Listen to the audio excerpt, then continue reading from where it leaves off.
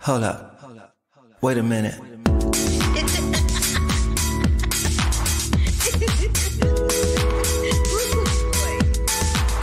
I wish you love, peace, and hair grease. Love, peace, and hair grease, y'all. Yeah, you know, straight from the hip. This is Carla Renata, a.k.a. the Curvy Critic, and I shoot straight from the hip. Yeah, you know, I'm shooting straight from the hip. Hi, everybody. It is Oscar Sunday. Let me move this up a little bit. It is Oscar Sunday, and I am getting ready to go to an Oscar party. So that is why I have on a robe and a little bit of jewelry, and I got my face beat. But I'm not going to hold y'all long. I just wanted to holler at you on Oscar Sunday and say hello. If this is your first time joining me, I am Carla Renata, and you have tuned into the award-winning podcast, The Curvy Critic with Carla Renata, where I do interviews where I do interviews with people above and below the line in the film industry and do a review here and there. I'm not going to do any reviews today because I have some interviews and that's going to take up a bit of time surrounding the Oscars, but you can go to my site, www.thecurvyfilmcritic.com, and curvy is spelled without an E. I don't know why people trying to spell curvy with an E, but it's C-U-R-V-Y, thecurvyfilmcritic.com. Up there, you will see reviews coming up in the next 24 hours for Champions, Boston Strangler, Creed 3, Bruiser, 1619, Saint Omer, Three Ways, Scream 6 is already up, Everything Everywhere All at Once, and what else? And Shazam will be up in a couple of days. So that is it. That's all I got to say about that. So let me tell you, I usually tell you what I was up to the week before I get into my interviews and my reviews. So this is what I did the week before. I covered a lot of things, and mostly I covered a couple of stories for Variety. So I did a story on Emily's List pre-Oscar breakfast, highlighting women of color, making things right in the political arena. And then I went to cover Macro's pre-Oscar bash, and I got a chance to talk to Emily's List president, LaFonza Butler. That's her and I there after we finished our interview. I also had an opportunity to write a couple of stories for RogerEbert.com, one on the stigmatization of mental health for Black men in the cinematic space, and the other one was a review of I Got a Monster, dealing with the corrupt police department of Baltimore and the ongoing investigations and litigations happening there.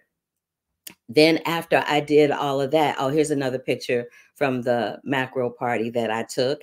And then after I did all of that, I went over to the 16th annual celebration that is sponsored by Women in Film, celebrating all the women that have been nominated for the 95th Academy Awards. So we did that. And then if that wasn't enough, y'all, I participated in a mini documentary for the LA Times called Why the Slap Still Matters. 1 year later, is written by Eric Himmelsbach Weinstein. You can find that on the LA Times site. And then I went over to, oh my God, I can't even think of the name of it, but WNFF, where I was a panelist there. And they took that quote where I said, it's important that children see themselves represented across all different lanes of life. It is only when they know it's possible. If I had seen one Black astronaut when I was a kid, I probably would have been an astronaut. Representation is oh so very important. And I stand by that 1000%. Let me go to the comments before I get into my interviews. Hi, Brandon. He says he can't wait for the animation category at the Oscars. I bet you can't. I can't either. It's going to be very, very exciting. All right. So I had an opportunity to sit down and speak to two people that I love, love, love in the cinematic space. One of them is Dave Karger from TCM. He has two shows coming up on TCM. Well, one show is a regular thing, TCM Musical Matinee, but we won't see that until after the Oscars, and he explains that when I interview him. But now going on currently is 31 Days of Oscar. So we talk about 31 Days of Oscar, and then he and I discuss our Oscar picks. And then I speak to the Raps film editor, Kristen Lopez, who has a new book out called But Have You Read the Book? And it basically deals with, there's a lot of films that are adaptations of books, but have you read the book? So we talk about all of that in my interview with her. So let's get right on into it, shall we? Dave Karger has been at TCM for a minute, and I absolutely adore speaking with him. But I'm going to let you listen to this conversation between me and Kristen first, and then I'll come back and introduce you to Dave Karger. Take a look and a listen to this interview with the Raps film editor, Kristen Lopez, about But Have You Read the Book? Turner Classic Movies presents an essential guide to 52 cinema classics and the literary works that served as their inspiration. So I'm happy to know how that came about, because I was curious about that when you guys sent me the book. So I want to know what yours are, but let me tell you what my favorite ones are. So my favorite ones that I've read were Wuthering Heights, Valley of the Dolls, and The Color Purple.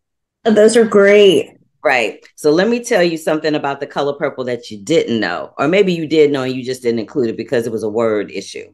But the role of Celie on Broadway was actually originated by a young lady named LaChance.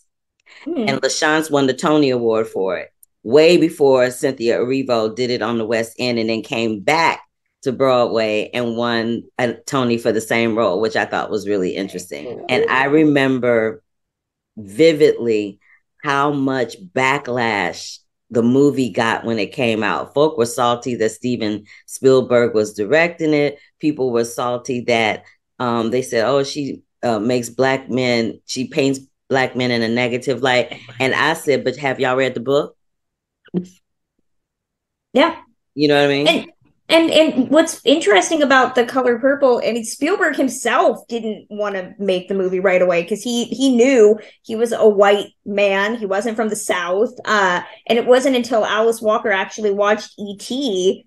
that she felt that he would understand how to work with it. But she had stipulations, which I love.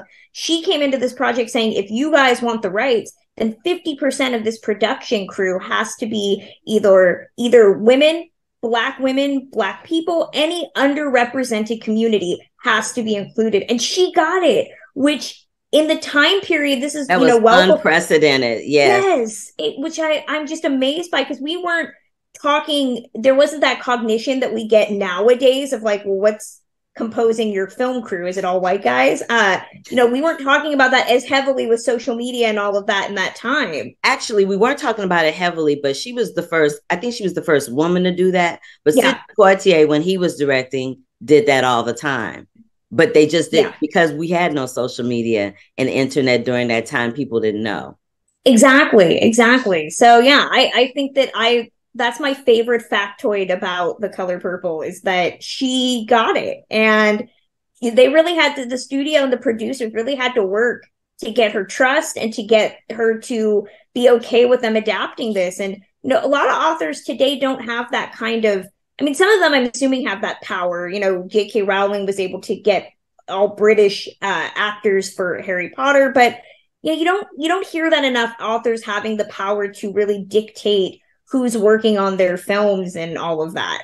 You really don't. And one of my other favorites, this is one of my cult classic favorites. I love Valley of the Dolls. Yeah. That is such a crazy movie, but I love it. And I love it because of Susan Hayward playing Helen Lawson. But a fact that you point out in your book that I didn't know, I had no idea that Judy Garland was slated to play Helen Lawson, and due to some issues she was dealing with at the time, was replaced by Susan Hayward. I was like, what is happening? I did not know that. You can actually go on YouTube and find because Judy was like in it pretty deep into production. I think there's costume tests or something from her, and you can actually find versions of her singing the songs that Susan Hayward's character sings in the movie. She recorded them. And so she was really involved, like deep in the process before they had to replace her. So those still exist if you want to get a little taste of what Judy could have brought to that role. Girl, you ain't said nothing but a word. When the minute you said you can find the footage on YouTube, I'm like, as soon as we finish this, I am on YouTube scouring for those clips. It's worth it. It's worth it. And so what are two of your favorites from the book that you wrote about?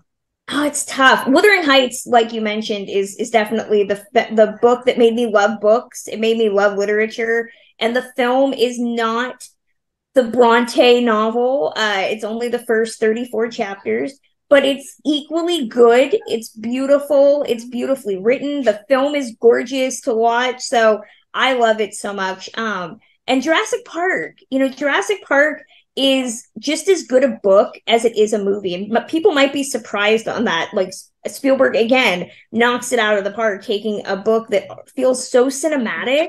You can read that and there's a lot of different characters and people die that don't die in the movie. And John Hammond is a villain in the book, but Michael Crichton makes it so cinematic and fun. He puts little pictures in the book and you really do feel like you're reading a movie almost. And then to watch the film, I mean, it's a classic and it never drags. You are just enthralled by it all and you are equally enthralled by the book. So those are the two that like I think are just perfect. Unlike any other year, usually I would be able to say, without a doubt, this person's going to win. Without a doubt, that person's going to win. And this year, I'm like, it's going to be either or. A lot of people have said this year's Oscar nominations feel soft. Like there's not really a lot of movies that are people aren't as passionate. I don't think that they have, it's a lot of the same conversation. Like they're okay with whatever wins. There's nothing that they're really riled up for, nor is there really anything that they outright despise. It's one of those years. And I don't really know if that's true. I mean, I definitely think this feels different, maybe because it's the first real Oscars since, the pandemic, quote unquote, ended. It's been a really long time. between people being able to go to a theater and watch a movie. And there's some movies folk just didn't see because it wasn't available online. They couldn't stream it, and they were not trying to go into a movie theater. Yeah. So taking a minute for the industry to kind of get back in that respect. And that's why I think, you know, maybe people have that ideology of it's a soft year, because it has been in some respects with people trying to get back, with the studios trying to get people back into the theaters. And then they tried that whole thing where they would try to release it in tandem with the streaming. Usually when something wins an Oscar, their box office receipts go all the way up. And it's going to be really interesting to see what happens this time around because of all the things that I previously mentioned. Do you think that as well? I definitely do. You know, I'm one of the few people that thinks day and date is the future of film viewing. You know, I look at it from the disabled perspective of, you know, the disabled community was able to be part of the film conversation when we were able to see movies at the same time. And now even limiting the release date window to like a month or two does help in a lot of ways. I think it really is the best of both worlds. And I think that we're seeing a real revolutionary shift in the film exhibition landscape that I think people don't really want to acknowledge, which is that audiences will come out to see certain things. But I think people are really being more selective with their pocketbook and with their time, with what they're going to go see. You know, ticket prices, we were having this conversation even before the pandemic. Ticket prices were going up. I think they were saying for like a family of four to go to a movie, it was, you know, nearing on like $50 in some cities. So all of that didn't change, you know, and if anything, we still have the economic instability on top of certain people not wanting to go out during the pandemic. So I think that movie studios are going to have to be a bit more open-minded, which is hard for them, as we've seen. But I think that this is really a groundswell of change that a lot of people are resistant to, and that causes them to be afraid, and movie theaters are dying. Movie theaters have survived so many other things, like the advent of television, that I think so. The depression, exactly. Yeah. I think they will always thrive. It's just going to require, you know, a bit more finesse and some compromise, which nobody wants to compromise, which is a big part of the problem. It is a big part of the problem. But you know what? Having said that, I think you brought up a really good point. I think you brought up really great points overall in terms of Oscars and movie going and movie making, and talking about the 52 books that you featured in your book. But have you read the book? I thank you, Kristen. I know how difficult this was for you to carve some time out for me, but I think you're super smart and super savvy. And I always appreciate your opinions. I always appreciate having discussions with you. And so I'm glad that I could highlight your book, and I'm glad that you could come and talk to me about that and some other things. I really appreciate you. Oh, anytime, Carla. You are an awesome person. So I was so happy that you even thought it was cool enough to sit down and chat with you about this. So I appreciate it so much. Girl, of course. We are sisters in the struggle. I will always support you. You know that. And I meant that. I will always support her. We started out as bloggers. I'm still blogging to a certain extent, but that's starting to transition and shift as well. So thank you, Kristen Lopez. If you want to see anything that Kristen is writing or what she's up to, please hop on over to thewrap.com. She is the film editor over there, along with some of my other colleagues and friends. All right. So before I show you this interview with Dave Karger, which is really short and to the point, I wanted to bring up some facts, some 50 or so known facts from the Action Network about some things that could happen if certain people win at the Oscars. And I'm not going to go through all of them, just a few. So if Ruthie Carter wins tonight, she will become the first African-American woman to win multiple Oscars if she wins for Best Costume Design for Black Panther: Wakanda Forever. The only other, she would join a group of only 4 other African Americans who have won 2 competitive Oscars. Those people being Denzel Washington, Willie D. Burton, Russell Williams II, and Mahershala Ali. Now, Michelle Yeoh could become a performer that wins tonight for portraying the most characters in one movie if she wins for Everything Everywhere All at Once, in addition to being the first Asian woman to win in that category.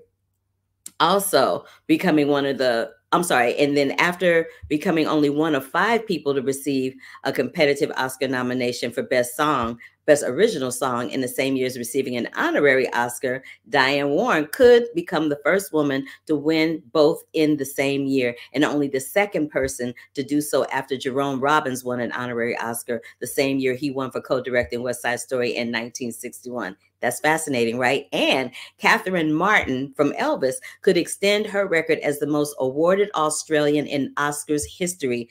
She won 4 Oscars in the past and is nominated for 3 more Academy Awards this year: Best Costume Design, Best Production Design, and Best Picture.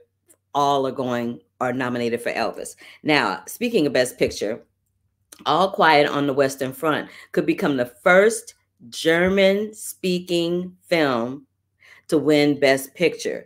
If it wins, it would also become the only second after Parasite to win Best Picture. Fascinating.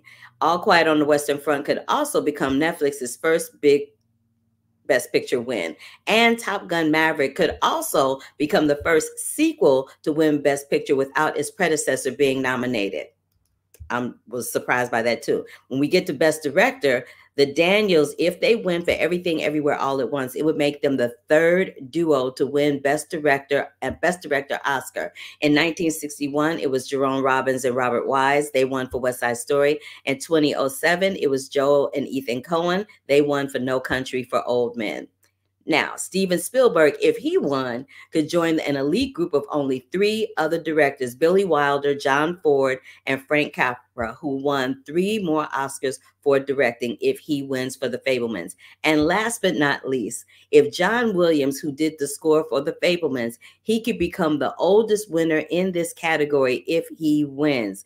The record is currently held by Ennio Morricone, I'm sorry if I butchered his name, who was 87 at the time of his win for The Hateful Eight. So I just wanted to bring those few little fun facts to your attention as we move on, talking all things Oscar. All right, so now I mentioned talking to Dave Karger, and I want you to hear what his Oscar predictions are. Dave and I, for the most part, we have a similar ideology, but every once in a while, honey, he goes left on me. But take a look and a listen to what Dave Karger from Turner Classic Movies has to say about 31 Days of Oscar, musical matinees, and the 95th Annual Academy Award predictions for Best Actor and Actress, Best Supporting Actor and Actress, and Best Picture. Dave Karger, TCM, 31 Days of Oscars. Talk to me about it. It's my favorite month of the year on TCM. First of all, hi, Carla. Hey, I know I forgot to say hello. I'm always so excited to see you. That's quite all right. Yeah, we do this every year on TCM where we take the entire month, whatever month the Oscars are in. So sometimes it's February, sometimes it's March. And that entire month is all movies that have been nominated for or have won Oscars. And every year, our amazing programming team formats it differently, sometimes chronologically, sometimes by Oscar category. This year, it's all organized by genre of film. So there's like a day of musicals, a day of dramas, a day of mystery movies. So I love that because you have movies from the 50s, the 60s, the 80s, this century, all back to back. And it just shows all the different kinds of movies that can do very well at the Oscars. So that's the fun of this month. I think TCM, we always show high quality movies, but Oscar month, like the quality is just a notch even higher than it typically is. So I love it. I love it too. And I love that you guys separated it by genre this year, because usually it is by the years or some other type of format. So I love that you did it by genres. And I know that musicals are a favorite genre of yours. So what favorite musical are you looking forward to them popping off this year? Well, I've found another great day on March 20. It's a whole day of what we're calling backstage musicals, which is this great subgenre of musicals, ones that are about the musical world, right? Right after the Oscars end this Sunday, we're showing the original All Quiet on the Western Front. Oh, nice. From 1930, which won Best Picture. It did. And the new All Quiet on the Western Front is definitely going to win multiple Oscars. So for people who are interested, who like the new Netflix one, they can watch the old one. And I think that's at 1:30 they can set their DVR. It's at 1:30 in the morning, right after the Oscars. Sometimes we see the same thing and sometimes we're a little different. So let's start with Best Picture. I'm thinking that the upset in that category is looking like it might either go toward Everything Everywhere All at Once or All Quiet on the Western Front. But the upset could be Top Gun Maverick. Okay, if Top Gun Maverick's going to have a chance to win Best Picture, it's going to need a Producers Guild because it's the producers that would vote for that movie, right? It saved the industry, but it didn't win. And if you look at the history, and granted, the SAG Awards have only been around since the mid-1990s, so it's only 30 years of history to look at. But no movie that's ever won SAG, the Writers Guild, Directors Guild, and Producers Guild has been lost Best Picture. So I don't think there's going to be an upset. I think Everything Everywhere All at Once is going to win. We shall see, because this is how we do. We always have these opinions that are kind of, but this is why I love having this conversation with you. That's why it needs to be an annual thing. Okay, so next up, I want to talk about Best Actor. I'm thinking this also could be a little funky because, as we've seen in the past, during award season, it starts to go a certain way. And then the closer we get to Oscar Sunday, things start to shift. So I've been seeing a volleyball match between Brendan Fraser and Austin Butler in terms of picking up hardware this award season. Mm-hmm. I'm thinking it might be one of the two of them, but are you thinking something a little bit different or along those same lines? I do think actor is more of a race between Brendan Fraser, who won the SAG Award, and Austin Butler, who won the BAFTA. Maybe because I'm not the biggest fan of The Whale, if I'm just going to be very honest with you. Maybe I'm predicting Austin Butler just because I really want him to win, although my vote would be Colin Farrell. But there's a lot of support for Brendan Fraser. People really seem to like that performance. I'm still predicting Austin Butler, but I don't feel very confident about it. Let me tell you what my ideology is about this year's Oscars. I call it the year of the OGs because it seems like everybody that is nominated has been in the business for 20 years or more. We've got Michelle Yeoh, who's been doing it for 40 years. We've got Kiwi Kwan, who made a comeback after 40 years. We're seeing Jamie Lee Curtis get nominated for the first time. All these, I call it the year of the OGs. But I am an Austin Butler fan from day one. And nothing would bring me more joy than to see him walk away with that Oscar statue on Oscar Sunday. I agree. And listen, if Rami Malek could win for a movie where he didn't even sing, that part, Butler should win. That part, I agree. Best Actress, again, the volleyball match between Cate Blanchett and Michelle Yeoh. If Michelle Yeoh won, it would be the first time an Asian actress won Best Actress, which would be so wonderful to see. Another woman other than Halle Berry, another woman of color, other than Halle Berry win in that category. But I don't know. The Academy voters love them some Cate Blanchett. If Michelle Yeoh were to win, I'll be thrilled. She's incredible. She's amazing in the movie. I think it would be part of this kind of Everything Everywhere sweep. But yeah, I'm kind of predicting Cate Blanchett, and that would be my vote too. Okay. Now, Best Supporting Actor and Actress. I have some really interesting theories about this. So, Best Supporting Actor. It's looking like it might be Ki Wan Kwan's time. But I will point out, as I do every year with this Best Supporting Actor category, we have seen upsets in this category. And my favorite go-to is the year that everybody thought Sylvester Stallone was going to win for Creed, and it ended up being Mark Rylance. Yep. Right? So any Oscar night, anything can happen. Sylvester Stallone literally won every award leading up to Oscar night and then lost. And Best Supporting Actress, it was looking for a minute like it was going to be Angela Bassett, and now that's starting to shift into maybe it might be Jamie Lee Curtis, but the upset in that category could be Stephanie Hsu with Everything Everywhere All at Once, because that film actually does not work without her character. But you're right. Nobody was talking about Mark Rylance for a win. But like who else could win? I don't think Brendan Gleeson, Barry Keoghan. I think unlike Everything Everywhere, I think most people who like that movie are going to vote for Jamie Lee Curtis, not Stephanie Hsu. Not because anything against Stephanie Hsu's performance, but because Jamie Lee Curtis has the history and all that. Whereas people who like Banshees of Inisherin are going to be pretty evenly divided between Brendan Gleeson and Barry Keoghan. So I think that's one of the reasons why Ke Huy Quan is probably going to win. And I hear you. I think whether it's Angela Bassett or Jamie Lee Curtis, it'll be a bit of a lifetime achievement award for either of them. And I'm fine with it. But I just think the Jamie Lee Curtis performance is just a bit stronger, even though I love Angela Bassett. I don't know. It's still superhero to me. It didn't feel like an Oscar-winning performance to me. She feels like an Oscar-winning actress to me, just not for this performance. You know, I'm gonna put my eggs in the Angela Bassett basket because I love her, and there's something about her when she performs that is always so regal and so sophisticated and so grounded and rooted in a reality of whatever that film is that she happens to be in. And if she were to win, it would be a huge win for Marvel. So we'll be able to see on Sunday if they're going to spread the wealth around or if it's going to be, you know, literally everything everywhere all at once.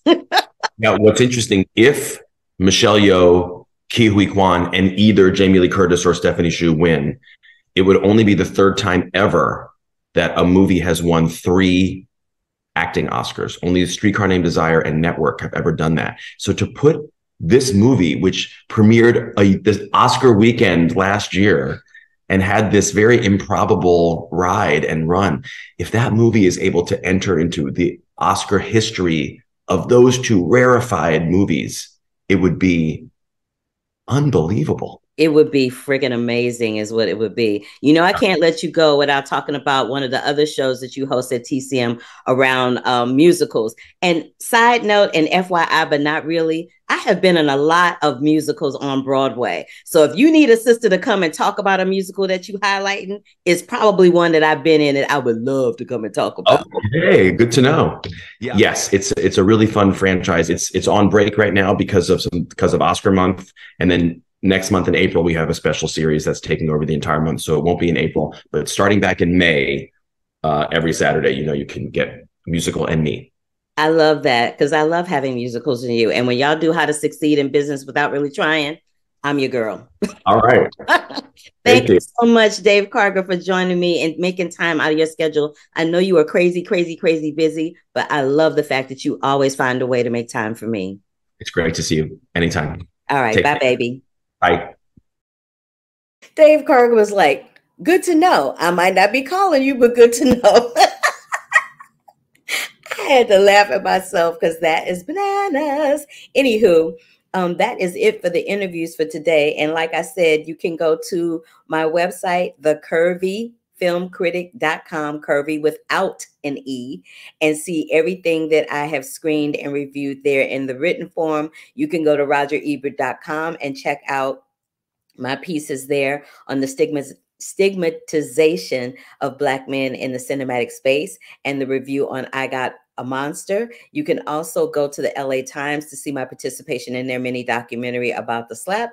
And of course, you can go to Variety and see the pieces that I did there for the early Oscar celebrations of Emily's List and Macro, which is run by Charles D. King and his wife, Stacy Walker King. A big shout out to Stacy,